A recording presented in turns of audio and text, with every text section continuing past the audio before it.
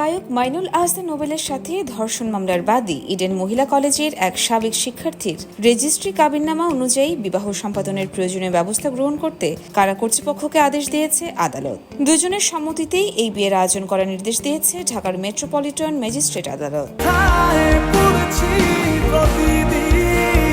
বুধবার ঢাকার metropolitan magistrate Nazmin আক্তারের আদালতে নোবেলের আইনজীবী এই বিষয়ে একটি আবেদন করেন। আবেদনে বলা হয়, 20 মে থেকে নোবেল কারাগারে আটক রয়েছে। বাদী ও আসামির মধ্যে ভুল বুঝাবুঝির কারণে মামলা দায়ের হয়েছিল। এখন তারা পারস্পরিক সম্মতিতে বিবাহ বন্ধনে আবদ্ধ হতে চান, তাই জেল হাজতে বিয়ের অনুমতি প্রদান একান্ত প্রয়োজন। শুনানি শেষে আদালত আবেদনটি গ্রহণ করেন।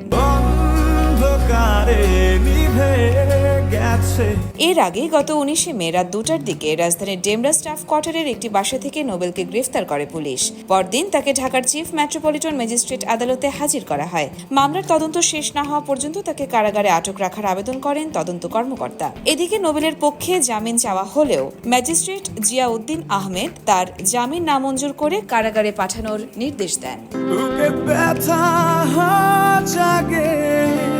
ইয়োরমা শায়ের জাহান, দেশকাল নিউজ।